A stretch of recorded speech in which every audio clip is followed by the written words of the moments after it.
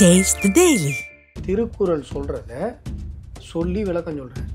அது பிற்போக்குத்தனம் என்று இந்த திராவிட மாடல் அரசு கருதுகிறது என்று சொன்னால், திராவிட மாடல் தமிழ் சமூகத்தால் தூக்கி எறியப்பட வேண்டிய தருணம் வந்து அறத்தாறு இது ஒன்று வேண்டாம் சிவிகை பொறுத்தாரோட உருந்தான் இடை அப்படின்னு சொன்னது திருவள்ளுவர் தப்பு. அப்படிதானே? இல்ல மாணவர்கள் அப்படி போய் சொல்லும் போது அவங்களுக்கு ஒரு வேதனை உருவாக்க திருக்குறளை மாணவர்கள் படிக்கக்கூடாது. இந்த நாலடியாரும் திருக்குறளும் தமிழ் மாணவர்களுக்கு கற்பிக்கப்படக்கூடாது. இப்போ ஈவ ராமசாமி திருக்குறளை திருவள்ளுவரை விமர்சித்த கருத்துக்களை திராவிட மாடல் போத்துக்குது. புறநானூறு இருங்க, முதல் பாடல் பாரதம் பாடிய பெருந்தேவனார். பாரதம் பாடிய பெருந்தேவனாருக்கு ஏன் அந்த பேர் இருந்ததுன்னா, மகாபாரதத்தை அவர் தான் தமிழில் பாடினார். விட்டுருங்க. கம்பராமாயணம் ராமாயணமே விட்டுருங்க. சங்க இலக்கியங்களை எல்லாத்தையும் அப்போ தூக்கி போட்டு என்ன பண்ணுவீங்க? அப்போ நாங்கள்லாம் தமிழே படிக்கக்கூடாது. ஈவ ராமசாமி சொன்ன உதயத்த கருத்தெல்லாம் படிச்சுன்னு வீணா போய் நாசமா போகணுமா? ஈவே ராமசாமி இதை தான் சொன்னார். அப்போ அதைத்தான் நம்ம எல்லாரும் நீங்கள் எல்லாரும் சொல்கிறீங்களா தான் கேட்குறேன். இதுதான் என்னுடைய கேள்வி. ஈவே ராமஸ் அவர்கள் சொன்னதுதான் இப்போ ராமதாஸ் அவர்களும் சொல்கிறாரா? அதுதான் நான் ஐயாட்ட கேட்குறேன். அவர் டாக்டர் ராமதாஸ் அவர்களை பார்த்து நான் அதான் கேட்குறேன். ஈவே ராமசாமி சொல்கிறேன், இந்த கருத்தை நீங்கள் ஒத்துக்கிறீங்களா? அது என்னுடைய கேள்வி. உலகம் முழுவதும் திருவள்ளுவர் சர்வதேச மையங்கள் ஆரம்பிப்பதற்கான முயற்சியை மோடி அவர்கள் எடுத்து வருகிறார். முதல் மையம் சிங்கப்பூரில் துவங்கப்படாது. தாமதம்லாம் எங்கேயுமே படுத்தலை. இவருக்கு சந்தேகம் இருக்குதான். சந்தேகம் எதன் அடிப்படையில் வந்துச்சுன்னா ஒரு அடிப்படையும் இல்லையா, இவருக்காக சந்தேகம் வந்துச்சான். இவ்வளவுதான். இதுதான் திராவிட மாடல். திமுக என்கிற தீய சக்தி பாரதிய ஜனதா கட்சி என்கிற நல்ல சக்தியினால வீழ்த்தப்படணும் விதி இருந்தால் அது யாரால மாற்ற முடியாது. அந்த தாம்பரத்தில் இருக்கிற பசங்களை எல்லாரையும் கூப்பிட்டு போய் கருணாநிதி சமாதியில தயிர் உடைக்க சொல்லுவோம்.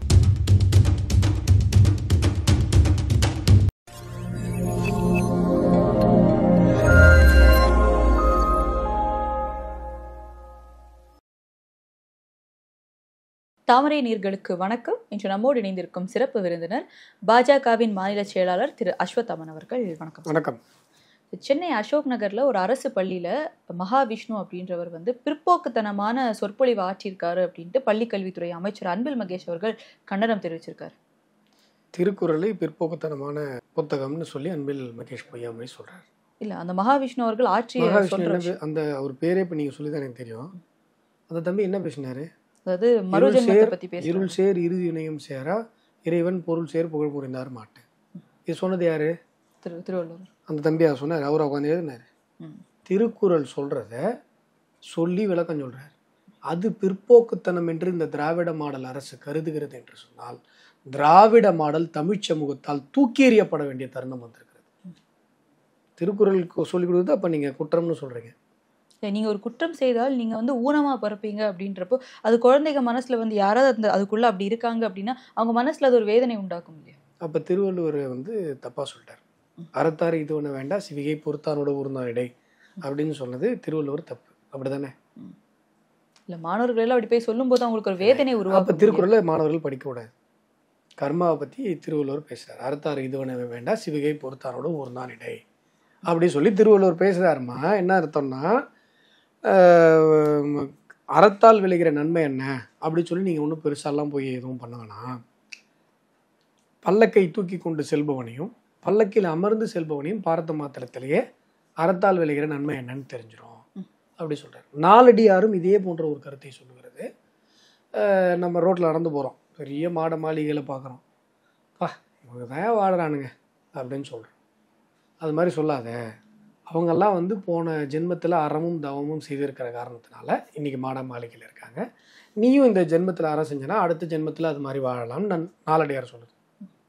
அப்போ இந்த நாலடியாரும் திருக்குறளும் தமிழ் மாணவர்களுக்கு கற்பிக்கப்படக்கூடாது இல்ல?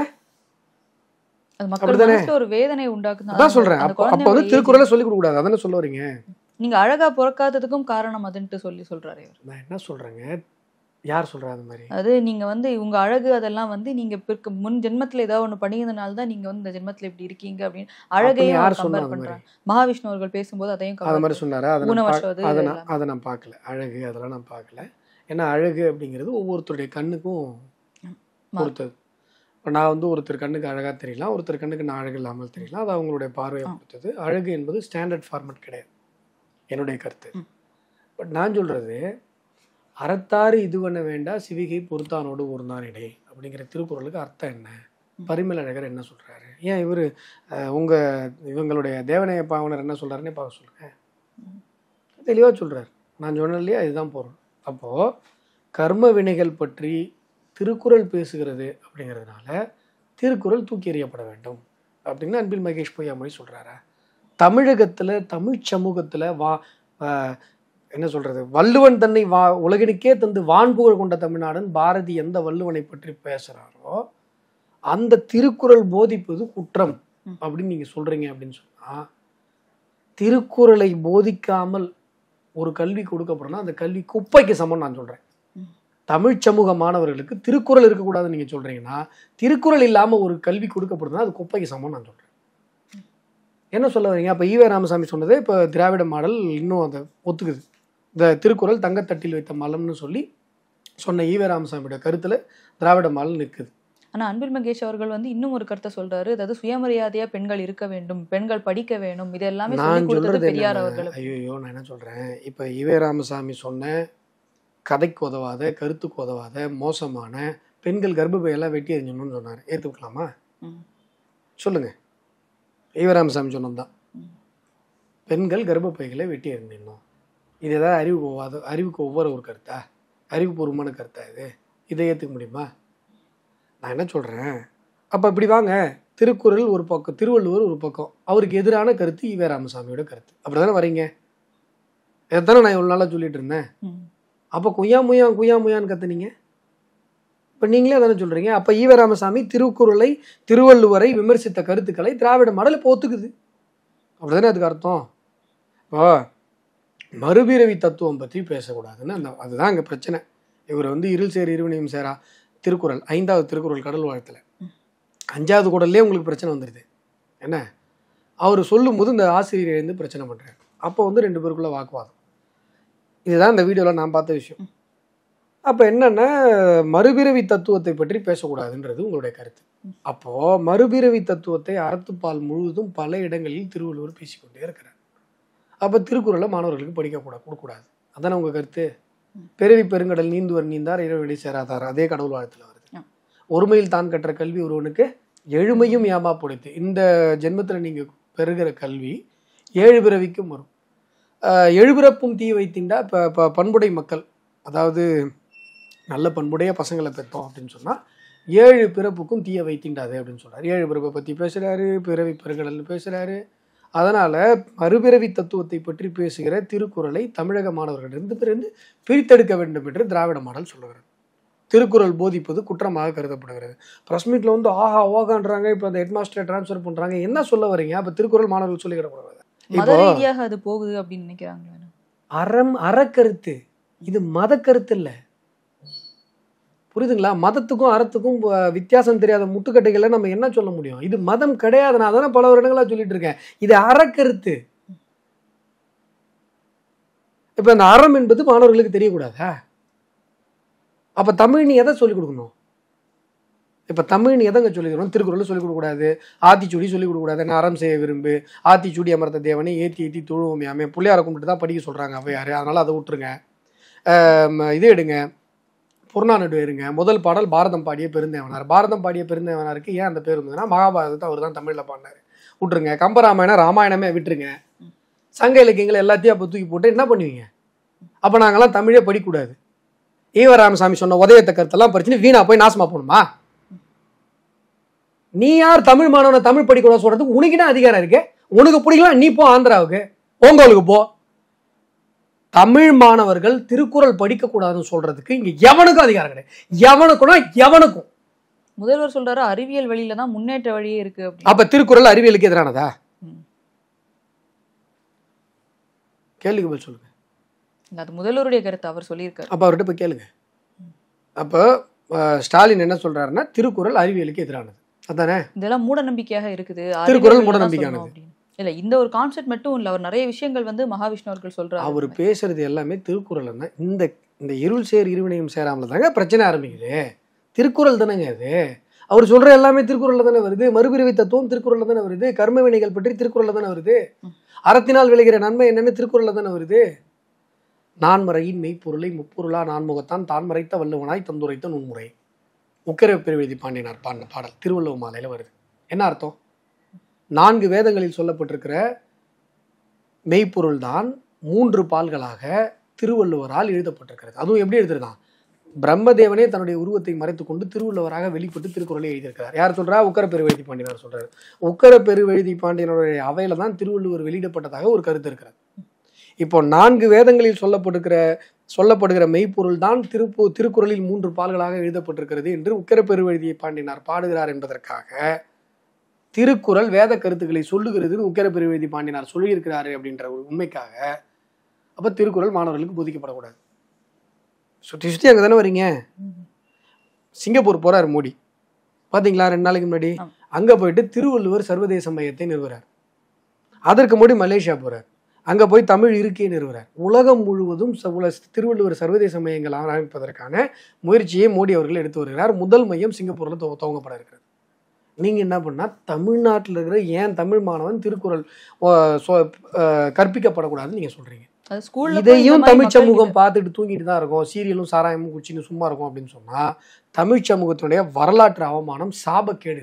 அப்புறம் எதுக்கு அந்த குறளை வச்சிருக்கீங்க? எடுத்துருங்க. கடவுள் வாழ்த்து இருக்குல்ல, படிச்சிருக்கீங்களா ஸ்கூல்ல? இருள் சேர் இருவினையும் சேரா படிச்சிருக்கீங்களா? அப்ப எடுத்துடணுமா அதை? அந்த குறளுக்கு என்ன அர்த்தம்? இருள் சேர் அறியாமையின் மூலமாக வருகிற இருவினைகள், இறைவனை நம்புகிற, இறைவனுடைய அடியை சரணடிகிற அடியார்களை அணுகாது. இதான அந்த குறளுடைய அர்த்தம். அப்புறம் என்னம்மா? பள்ளிக்குள்ள இது சொல்லிக் கொடுக்க வேண்டிய விஷயம். அப்ப திருக்குறள் பள்ளிக்குள்ள சொல்லிக் கொடுக்க கூடாதா? அப்ப என்ன சொல்லணும்? மறுபிறவி தத்துவத்தை பள்ளிக்குள்ள சொல்லிக் கொடுக்க கூடாது. அப்ப என்ன சொல்லிக் கொடுக்கணும்? பைபிள்ல இருந்து எடுத்து ஒரு முறை பிறப்பதும் ஒரு முறை நியாயத்தீர்ப்படுவதும் மனிதனுக்கு விதிக்கப்பட்டிருக்கிறது, இதை சொல்லிக் கொடுக்கணுமா? இல்லை, சொல்லுங்க, ஏதோ ஒரு கருத்து சொல்லுங்க. இது வேணாம்ப்பா, மறுபிறவி தத்துவத்தை சொல்லிக் கொடுக்க கூடாது. கரெக்ட். வள்ளுவர் சொல்றார் மறுபிறவி தத்துவம், அறத்துப்பால் முழுமையும் மறுபிறவி தத்துவம் இருக்கிறது. அப்போ திருக்குறளை தூக்கி எறிந்து விட வேண்டும். ஈவேராமசாமி கான்செப்டுக்கு வந்துட்டீங்க எல்லாம், அப்படித்தானே? இன்னொரு விஷயம், கவர்னர் தான் இப்போ இது எதிர்க்கிறவங்களுடைய நோக்கம் ஓகே. இப்போ ஒரு மதத்தின் பால் இருக்கிறவங்க, அந்நிய நாட்டு மதத்தின் பால் இருக்கிறவங்க, ஏன்னா கிறிஸ்தவ சகோதரர்களுக்கோ இஸ்லாமிய சகோதரர்களுக்கோ மறுபிறவி தத்துவத்தின் மேல நம்பிக்கை கிடையாது. அதான் நான் சொன்னேன், பைபிள்ல இருந்து சொன்னேன், ஒரு முறை பிறப்பதும் ஒரு முறை நியாயத்தீர்ப்படைவதும் மனிதனுக்கு வாய்க்கப்பட்டிருக்கிறது. அவங்க மறுபிறவி தத்துவத்தை நம்பல. ஆனா திருக்குறள் மறுபிறவி தத்துவத்தை நம்புகிறது. திருக்குறள் பேசுகிற மறுபிறவி தத்துவம் ஒரு சிலருக்கு இடைஞ்சலா இருக்குன்றதுக்காக திருவள்ளுவருடைய வாரிசுகள் நாங்க அதை படிக்க கூடாதுன்னு சொல்றது வன்முறையா இல்லையா? எங்கேயாவது எந்த ஊர்லயாவது இப்படிப்பட்ட அட்டகாசம் நடக்குமா? 11 வருஷமா எல்லா மொழி மாணவர்களுக்கும் திருக்குறளை படிக்க கொடுத்துட்டு இருக்காரு நரேந்திர மோடி. நீங்க இன்னைக்கு தமிழ்நாட்டுல ஒரு சொற்பொழிவாளர் திருக்குறளை மேற்கோள் காட்டினதுக்கு அவன் பேசுறாரு, அந்த பையனை சமய அந்த சொற்பொழிவு பண்ணாரு, அந்த சொற்பொழிவாளரை என்னமோ குற்றம் சென்று மாதிரி அவர் விடக்கூடாது, அந்த அவனை ஊன்றாரு, ஒருமையில பேசுறேன். என்ன குற்றம்? சட்டப்படி என்ன குற்றம்? அந்த பையன் பேசுனதுல என்ன குற்றம்? அந்த விஷ்ணுங்கிற அந்த நபர் பேசுனதுல என்ன தவறு சொல்லுங்க? சட்டப்படி இதுல ஏதாவது குற்றம் வருமானு சொல்லுங்க. எனக்கு அந்த நபர் யாருன்னே தெரியாது. நீ அந்த வீடியோ பார்க்கும்போது நான் முதல் தடவையா பார்க்குறேன். இன்டீட் நான் ஓப்பனா சொல்லணும்னா, பட் அதுல என்ன தவறு இருக்கிறதுன்னு நான் கேட்கிறேன். திருக்குறள்ல சொல்லப்பட்டிருக்கிற ஒரு கருத்தை தமிழ் சமூகத்துக்கு சொல்லக்கூடாதுன்னு சொல்றதுக்கு நீங்க யாரு சார்? அதுவும் இல்லாமல் கவர்னர் கொஞ்ச நாள் முன்னாடி சொல்லியிருந்தாரு, அதாவது பள்ளி கல்வித்துறை சீராக இல்லை அப்படின்ட்டு சொன்னது. அப்போ அன்பில் மகேஷ் அவர்கள் சொன்னார், நீங்கள் ஏதாவது வேணும்னா நீங்கள் சிபிஎஸ்சியையும் இந்த அரசு பள்ளி மாணவர்களையும் ஒப்பிட்டு பாருங்க. அதிக போட்டித் தேர்வில் அரசு பள்ளி மாணவர்கள் தான் முதலிடத்துக்கு வராங்க. அதே மாதிரி சிபிஎஸ்சியை விட எங்ககிட்ட தான் நல்ல ஒரு சிலபஸ் இருக்குது அப்படின்ட்டுலாம் சொல்லியிருந்தார். ஸோ அதை தொடர்ந்து அப்படியே ஆர்எஸ் பாரதி அவர்கள் என்ன சொன்னாங்கன்னா, தற்போது தான் கொஞ்ச நாள் முன்னாடி கவர்னர் இந்த கருத்தை வச்சாங்க. ஸோ இதுக்கு பின்னாடி யார் இருக்காங்க அப்படின்றத பார்க்கணும். இது ஒரு சதி வேலை அப்படின்ட்டு இருக்காரு. இதுக்கு முன்னாடி ஈவேராமசாமி தான் இருக்காரு. திருக்குறள் மீதான வன்மத்தை தமிழகத்தில் முதல்ல துவக்கி வச்சதா அவர் தான். அதான் இருக்கு. நான் என்ன சொல்றேன், ஒன்றும் இல்லை, நீட்டுன்னு ஒரு பரீட்சை இருந்தது.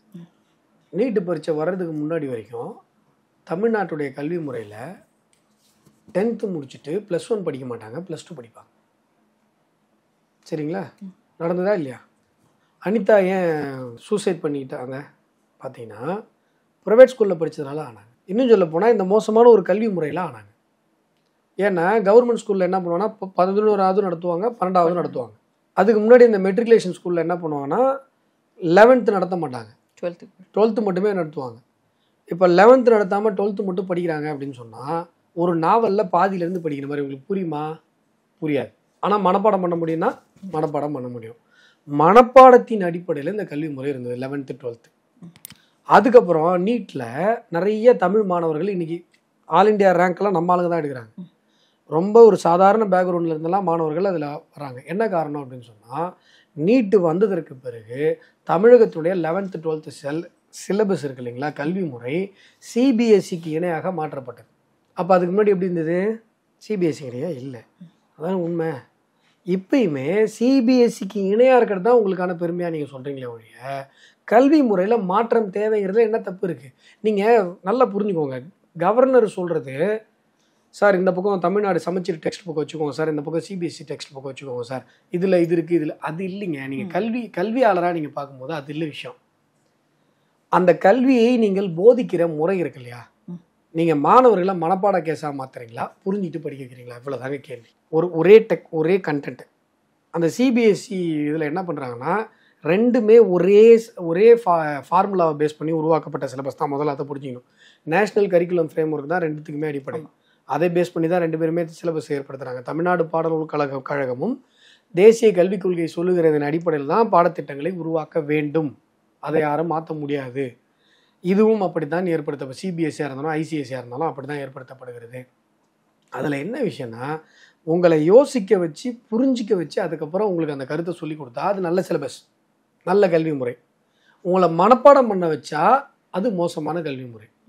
இப்போ தமிழகத்தில் இருக்கிற கல்வி முறை நம்மை மனப்பாடம் செய்ய வைப்பதில் அதிகமாக கவனம் கொடுக்கிறது. அதனால்தான் நீட் மாதிரியான போட்டித் தேர்வுகளுக்கு தனியாக ஒரு என்ன சொல்கிறது, ஒரு கான்சென்ட்ரேஷனோ கோச்சிங்கோ தேவைப்படுது. ஒரே சிலபஸ் தான். அதை புரிந்துக்கிட்டு படிக்கிற மனநிலைக்காக ஒரு சில இது தேவைப்படுது. இப்போ அரசு பள்ளிகளிலே கோச்சிங் கொடுக்குறாங்க. இல்லை திறமையான மாணவர்கள், புரிந்து கொண்டு படிக்கிற மாணவர்கள், எளிமையான ஒரு ஹம்பிள் பேக்ரவுண்டில் இருக்கவங்களும் வராங்க. இவ்வளோ தான் விஷயம். கல்வி முறையில் பிரச்சனை இருக்குது அப்படின்னு சொல்லும்பொழுது கல்வியாளர்கள் என்று சொன்னால் அதில் இருக்கிற பிரச்சனைகளை பார்க்கணும். சரி, எல்லாம் நீங்கள் அப்படியே பொங்குறீங்கல்ல. தமிழகத்தில் மாணவர்கள் ஆசிரியர் விகிதம் சரியாக இருக்கிறதா? சார் கவர்னர் சொல்லிட்டார் சார், நாங்களாம் எவ்வளோ பெரிய ஆள் தெரியுமா சார்? சரி, டீச்சர் ஸ்டூடெண்ட் ரேஷியோ கரெக்டாக இருக்கா? 25 மாணவர்களுக்கு ஒரு ஆசிரியர் இருக்கணும். 525ன்னு ஒரு தமிழக அரசாங்கத்தினுடைய விதி இருக்கிறது, ஜிஓ இருக்கிறது. அது விஜிலா கேஸ்ன்னு சென்னை உயர்நீதிமன்றத்தினுடைய புகழ்பெற்ற வழக்கு இருக்கிறது. அந்த வழக்குடைய தீர்ப்பு எடுத்து பாருங்கள். 25 மாணவர்களுக்கு ஒரு ஆசிரியர், குறைந்தபட்சம் 40 மாணவர்களுக்கு ஒரு ஆசிரியர், அதே போல் ஒரு செக்ஷனுக்கு ஒரு ஆசிரியர். இதெல்லாம் கம்பல்சரி இருந்தாகும். இருக்கான்னு பாருங்கள். எஸ்எஸ்ஏவில் ஃபண்டு வாங்குறீங்க, நம்ம 4600 கோடி ரூபா வாங்குறீங்க வருஷத்துக்கு. உங்களுக்கு ஸ்கூல் பில்டிங் கட்டுறதுக்கு மோடி காசு தர்றாரு. குழந்தைங்களுக்கு இப்போ சைக்கிள் வாங்கி தரதுலேருந்து ஷூ இந்த யூனிஃபார்முக்கு தர வரைக்கும் மோடி காசு தர்றாரு. ஆனால் நீங்கள் அதை கொண்டு போய் மக்களுக்கு ஒழுங்காக சேர்க்க மாட்டீங்க. குறிப்பிட்ட காலத்துக்குள்ளே யூனிஃபார்ம் வர மாட்டேங்குது. எல்லாம் சரி. ஆசிரியர்கள் இப்போ பகுதி நேர ஆசிரியர்கள்னு சொல்லி அடிமாட்டு சம்பளத்துக்கு வேலைக்கு எடுத்தாங்களா? அவங்களுக்கு 6 மாதமாக சம்பளம் இல்லைன்னு இப்போ ஒரு குற்றச்சாட்டு வந்ததா? இதெல்லாம் கல்வி முறை மோசமாக இருப்பதற்கான சிம்டமாக உங்களுக்கு தெரியலையா? அதான் அன்பில் மகேஷ் அவர்கள் சொல்கிறாங்க, பிஎம் ஸ்ரீ அந்த ஸ்கீம் திட்டத்தில் வந்து எங்களுக்கு இன்னும் வந்து மத்திய அரசு வந்து அந்த காசை வந்து நிறுத்தி வச்சிருக்காங்க. பொய் தெரியாதா உங்களுக்கு? அது பொய்ன்னு நான் சொல்கிறேன் கேளுங்க. எம்ஓஇ சைன் பண்ணிட்டாங்க, கமிட்டி அமைக்கணும் அப்படின்னு கேட்டு பிஎம் ஸ்ரீ பள்ளிகளுக்கு நீங்கள் எம்ஓஇ சைன் பண்ணுறதுக்கும் எஸ்எஸ்ஏ திட்டத்தில் உங்களுக்கு பணம் வருவதற்கும் எந்த விதமான தொடர்பும் இல்லை. நல்லா புரிஞ்சுக்கோங்க. இது தொடர்பாக ஸ்டாலின் எழுதியிருக்கிற லெட்டரில் என்ன சொல்கிறாருன்னா, பிஎம்ஸ்ரீ பள்ளிகள் திட்டத்தில் கையெழுத்து போடாத மாநிலங்களுக்கு நீங்கள் எஸ்எஸ்ஏ நிதியை தாமதப்படுத்துறீங்களோ அப்படின்னு எனக்கு ஒரு சந்தேகம் இருக்குன்னு தான் சொல்கிறார். தாமதம்லாம் எங்கேயுமே படுத்தலை. இவருக்கு சந்தேகம் இருக்குதான். சந்தேகம் எதன் அடிப்படையில் வந்துச்சுன்னா ஒரு அடிப்படையும் இல்லையா, இவருக்காக சந்தேகம் வந்துச்சான். இவ்வளோதான். இதுதான் திராவிட மாடல். முதல்ல சந்தேகம்னு ஆரம்பிப்பாங்க.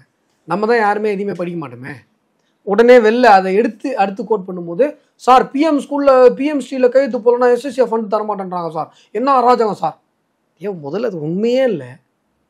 உங்கள் சிஎம்ஏ சந்தேகம் தான் இருக்குதுன்னு தான் சொன்னார். நீங்கள் சந்தேகத்தை உறுதியாக்கி அடுத்த ஸ்டெப்பு பேசுவீங்க. இந்த நரேட்டிவ் செட் பண்ணுறதுக்கு ஒரு 4 ஊடகங்கள், அதுக்கு ஒரு 4 டிபேட்டு, அதுலேயும் வந்து கரெக்டாக நரேட்டிவ் செட் பண்ணுறது, எங்கே என்ன பண்ணால் எந்தெந்த பொசிஷனில் யாரை உட்கார வச்சா இந்த உண்மை வெளில வராது அப்படின்றதெல்லாம் கரெக்டாக உட்கார வச்சு பண்ணுறது. இது ஒரு பொழப்பா? பிஎம்ஸ்ரீ பள்ளிகள் வரலன்றது, கையெழுத்து போலன்றதுக்காக எஸ்எஸ்ஏ ஃபண்டு நிறுத்தப்பட்டுச்சுன்றதுக்கு ஒரு ஆதாரம் கொடுங்க. அப்போ எதனால் நிறுத்தப்பட்டு? நல்ல கேள்வி. அசோக் பில்லர்லேருந்து நீங்கள் அண்ணா நகருக்கு போகணும். உங்களுக்கு 10 மணிக்கு பஸ்ஸு, 9:45 போய் நீங்கள் பஸ் ஸ்டாப்பில் நிற்கிறீங்க. 9:45 பஸ்ஸு 10 மணி பஸ் வரலங்கிறது உண்மை, வரலன்றது உண்மை. ஆனால் அது குற்றமா? 9:45 நீங்க போய் நிக்கிறீங்கம்மா, சார் பஸ் வரலன்னு கத்துறீங்க. அது தப்பா இல்ல நீங்க சொல்றது சரியா?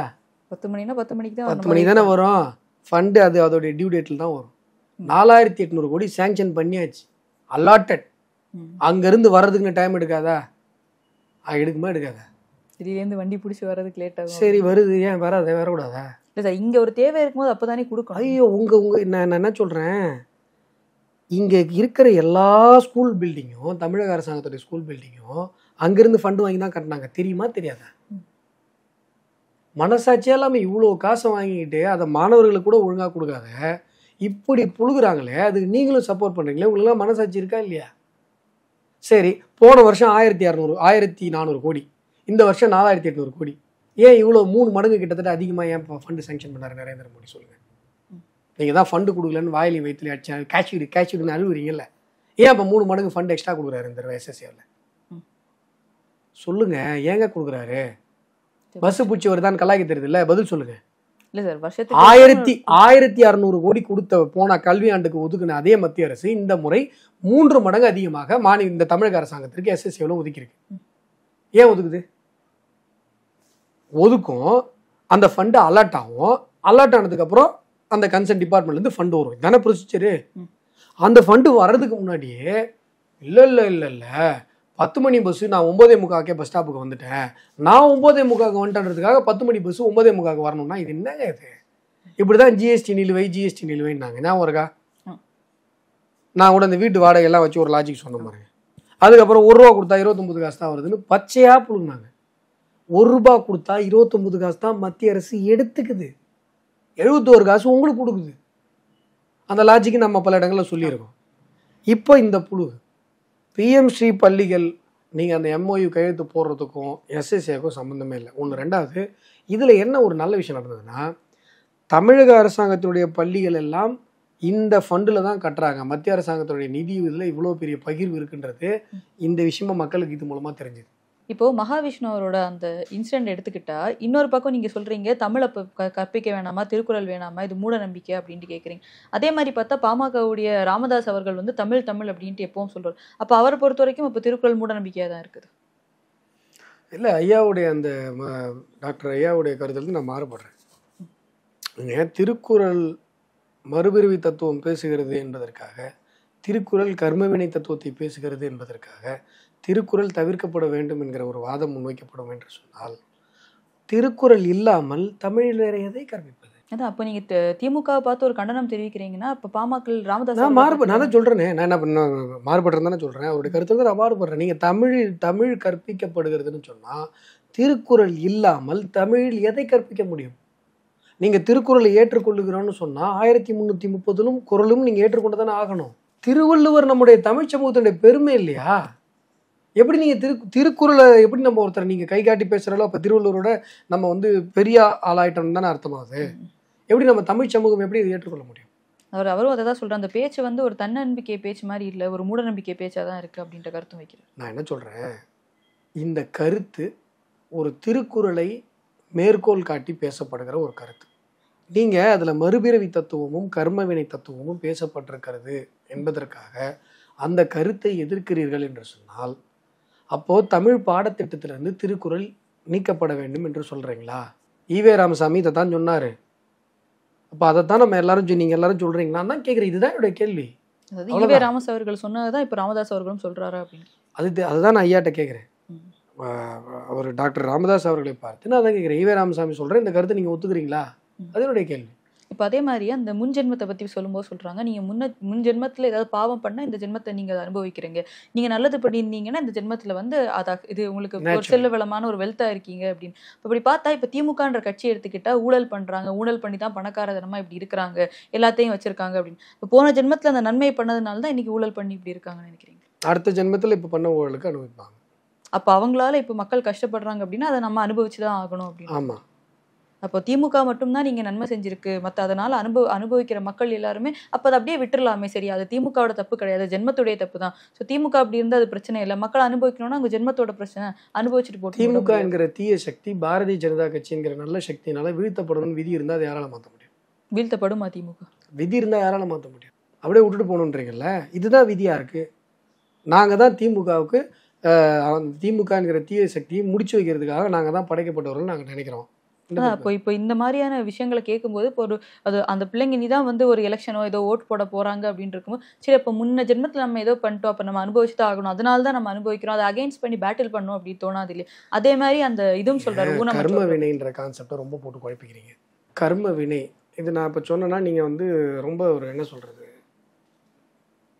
இப்படி வரும், நீங்கள் இதெல்லாம் அறிவியல் கருத்துக்கு மாறுபட்டது அப்படிலாம் சொல்கிறீங்க. மேனிஃபெஸ்ட்னு ஒரு புக் இருக்குது இங்கிலீஷில், ரொம்ப ஃபேமஸாக பேசப்பட்ட ஒரு தன்னம்பிக்கை புத்தகம். அதில் என்ன சொல்கிறாங்க அப்படின்னா, நீங்கள் எதை நினைக்கிறீங்களோ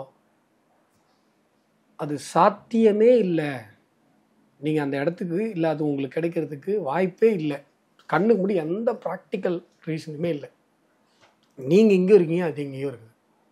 ஆனால் நீங்கள் அதை மனசுக்குள்ளே நினச்சி அதை அடையிறதுக்கு உண்டான அடைஞ்சால் உங்கள் மனசு எவ்வளோ சந்தோஷப்படுமோ அந்த மனநிலைக்கு நீங்கள் வந்துட்டீங்க அப்படின்னு சொன்னால் உங்களுக்கு அது கிடைக்கும்னு சொல்லுது. இதை உங்களால் லேட்டஸ்ட் சயின்ஸை வச்சு ஒத்துக்க முடியல, நினச்சிட்டா நடந்துருமா? இப்போ இந்த விஷயத்த சொல்லும் போதே நம்ம எழுதி வச்சு அதை நடக்கணும்னு சொல்றாங்கல்ல அப்படின்றப்போ கொஞ்சம் நம்மளே அதுக்கு ஒர்க் பண்ண ஆரம்பிக்கிறதுக்கு வாங்கலைங்க. இது சயின்டிஃபிக்கலாக ப்ரூவ்டாங்க. உடனே நீங்கள் அப்படியே இதை வச்சு நாங்கள் என்னமோ கர்மான்ற ஒரு விஷயத்த கேட்டால் உங்களுக்கு வந்து கான்ஃபிடென்ட் இல்லாமல் போயிடுற மாதிரியும். இப்போ இந்த மேனிஃபெஸ்ட் இருக்குல்ல, இந்த விஷயத்த எண்ணியாங்கு எய்துவர் எண்ணியர் திண்ணியராக பெரியும் வள்ளுவர் சொல்லியிருக்காரா இல்லையா? சொல்லியிருக்காரா இல்லையா? அப்புறம் அந்த நம்ம ஒரு விஷயத்த நம்ம நினைக்கும் போது நம்மளோட என்ன சொல்றது வே ஆஃப் பிராக்டிஸிங்கும் மாறும் இல்லையா? நான் சொல்ல வர கான்செப்ட் என்ன தெரியுமா? தத்துவங்களை நவீன அறிவியல் என்று சொல்லப்படுகிற விஷயங்களால அளக்க முடியாது. இது பிளாட்டோ தத்துவத்துக்கும் பொருந்தும். பிளாட்டோ ஒரு தத்துவத்தை முன்வைக்கும் பொழுது, அரிஸ்டாட்டில் ஒரு தத்துவத்தை முன்வைக்கும் பொழுது அன்று வளர்ந்திருந்த அறிவியலால பல தத்துவங்களை ஏற்றுக்கொள்ள முடியவில்லை. இன்றைக்கு ஒரு தத்துவம் முன்வைக்கப்படும் பொழுது அந்த அளவுக்கு வளர்ந்திருக்கிற ப்ரூவன் சைக்காலஜிக்கல் சயின்ஸால அதை அக்செப்ட் பண்ணிக்க முடியாமல் போகலாம். இப்போ நான் சொல்றேன்ல, இந்த லா ஆஃப் அட்ராக்ஷன் அப்படிங்கிற ஒரு விஷயம் சொல்றேன்ல, இந்த லா ஆஃப் அட்ராக்ஷனுங்கிறது உங்களுக்கு ஏற்படுவதற்கும் ஏற்படுவாமல் போவதற்கும் உங்களுடைய கர்மா காரணமாக இருக்கிறது. இதை எத்தனை இங்கிலீஷ் புக் சொல்லுது தெரியுமா? நான் அதெல்லாம் சொல்லி அந்த புக்கெல்லாம் காட்டி அந்த புக்கை இதெல்லாம் பின்னாடி க்ரீன் மேட்டில் வீடியோ போட்டு உங்கள்கிட்ட சொன்னால் ஆன்னு வாய போகுதுன்னு பார்ப்பீங்க. அமெரிக்கா புக்கு, பிரிட்டிஷ் புக்குன்னு. திருக்குறளில் வள்ளுவர் சொன்னார்னா ஒத்துக்க மாட்டீங்க. என்ன மனநிலை இது? திருக்குறளில் சொல்லாத எந்த ஒரு தத்துவத்தையும் உலகத்தினுடைய எந்த ஒரு புத்தகமும் சொல்லவில்லை என்பது என்னுடைய ஆழமான கருத்து. நீங்கள் திருவள்ளுவரை மதிக்கிறீங்க, திருக்குறளை மதிக்கிறீங்க அப்படின்னு சொன்னால், திருவள்ளுவர் ஒரு விஷயத்தை சொல்லியிருக்காருன்னா அதில் ஏதாவது கண்டிப்பாக நியாயம் இருக்குன்ற எண்ணத்தில் தானே நீங்கள் அதை அணுகணும். அதில் வந்து அது எப்படி சார்னா பண்ண திருவள்ளுவரோட பெரிய இதுவா நீங்கள் கேட்குறேன்? நான் தெரியாமல் தான் கேட்குறேன். திருவள்ளுவரோட பெரிய ஆள் ஆகிட்டீங்களா? எங்கேருந்து வந்தது உங்களுக்கு இவ்வளோ ஆணவம்? வள்ளுவன் தன்னை உலகினுக்கே தந்து வான்புகழ் கொண்ட தமிழ்நாடுங்கிறான் பாரதி. திருவள்ளுவர் தான் நமக்கான பெருமை, திருக்குறள் தான் நமக்கான பெருமை. அது சார் இந்த இதெல்லாம் வந்து சார் என்ன இது எனக்கு புரியல. அவர் ஒரு கான்செப்ட் சொல்கிறாருன்னா அதில் நியாயம் இருக்கும். நம்ம வள்ளுவர் சொல்கிறாரு, நம்ம ஐயன் சொல்கிறாருன்னு பார்க்க மாட்டீங்களா? இப்போது இந்த லா ஆஃப் அட்ராக்ஷன் ஒரு கான்செப்ட் இருக்குல்ல, இந்த லா ஆஃப் அட்ராக்ஷனுங்கிற அந்த தீர்க்கம், அந்த திண்ணியம் இருக்குல்ல, எண்ணியர் திண்ணியராக பெறும். இந்த திண்ணியம் எங்கேருந்து வருது அப்படின்னு சொன்னால் கர்மாவிலேருந்து வருது. சரியா? இப்போது உங்கள் கர்மாவில் கர்ம வினையின் காரணமாக உங்களுக்கு இருக்கிற அந்த எண்ணத்தில் இருக்கிற திண்ணியம் இருக்குல்ல, அந்த திண்ணியத்தை உங்களுடைய சுய முயற்சியில் நீங்கள் அதிகப்படுத்திட்டீங்க அப்படின்னு சொன்னால் உங்களுக்கு விதிக்கப்பட்டது இவ்வளவுதான் என்று இருந்தாலும் கூட அதை விட அதிகமாகவே உங்களுக்கு கிடைக்கும். கர்மா எப்படி செயல்படுதுன்னா நம்ம மனசு மூலமாக தான் செயல்படுது. அதான் மனசாட்சி. வேற எங்கேயோ எழுதி வச்சு அது வர்றதெல்லாம் இல்லை. நமக்குள்ளே தான் மனசாட்சி தான் எழுதி வைக்குது, அதுவே திருப்பி நமக்கு செயல்படுத்துது. அது வந்து எப்படி செயல்படுத்துதுன்னா கிரகங்களினுடைய சேர்க்கை. இன்றைக்கி சந்திராஷ்டிரமம் அப்படின்னு உங்களுக்கு சொன்னாங்கன்னா அன்றைக்கி வந்து உங்களுக்கு கொஞ்சம் கோவம் அதிகமாக வரும், எக்ஸ்ட்ரா அதிகம். இன்டர்வியூவில் ஓவராக கத்துறேன்னா அன்றைக்கி ஒரு வேளை சந்திராஷ்டிரமாக கூட இருக்கலாம். புரியுதா? இதெல்லாம் இருக்கும். இது எல்லாத்தையுமே நீங்கள் வந்து மன கட்டுப்பாடு இருக்குது, லா ஆஃப் அட்ராக்ஷன் நீங்கள் சொல்கிற அந்த எண்ணியாங்க இது எண்ணியர் திண்ணியர்ன்ற கான்செப்டில் நீங்கள் பண்ணிங்கன்னா அந்த எஃபெக்ட்லேருந்து நீங்கள் தப்பிக்க முடியும். இப்போ இதெல்லாம் பார்க்கும்போது உங்களுக்கு ஒரு மாதிரி சயின்ஸ் மாதிரி தெரியுதா? ஆமாம், கரெக்டு, லாஜிக்கு. அவ்வளோதாங்க விஷயம். இதையே நான் வந்து ஒரு இங்கிலீஷ் புக்லேருந்து எடுத்து காட்டி உங்கள்கிட்ட சொல்கிறதுன்னு வைங்களேன், சூப்பராக பார்த்துருப்பீங்க. இது திருவள்ளுவர் சொல்கிறாருன்னு உடனே கேள்வி கேட்குறீங்க, அவ்வளோதான். இப்போ தாம்பரத்தில் ஒரு ஸ்கூலில் பார்த்தோம், அங்கே டீச்சர்ஸ் டே வரும்போது அங்கே இருக்க ஸ்டூடெண்ட்ஸ் வந்து டீச்சர்ஸோட பாத பூஜை பண்ணுறாங்க. இதுக்கு அன்பில் மகேஷ் அவர்கள் இது என்ன ஒரு கல்ச்சர், எதை நீங்கள் வந்து பின்பற்றணும்னு நினைக்கிறீங்க, ஸோ இதற்கான ஒரு ஏன் இதனால் இப்படி பண்ணாங்க அப்படின்ட்டு ஒரு விளக்கம் இதுக்கு கொடுக்கணும் அப்படின்னு சொல்லியிருக்காங்க. ஸோ இந்த விஷயம் தாம்பரத்தில் இருக்கிற பசங்கள் எல்லாரையும் கூப்பிட்டு போய் கருணாநிதி சமாதியில் தயிர் உடைக்க சொல்லுங்கள். சரி, இது வந்து ஒரு சுயமரியாதைக்கெல்லாம் அப்பாற்பட்ட தயிர் உடை வைக்கிறது சுயமரியாதை. செத்துட்டாரு, அது ஒரு நம்பிக்கை அவங்க வைக்கிறாங்க. இது ஒரு நம்பிக்கை. குருவை தெய்வமாக பார்க்குறாங்க. எங்களோட இணைந்து பல்வேறு கருத்துக்களை பயந்ததுக்கு ரொம்ப நன்றி. நன்றி.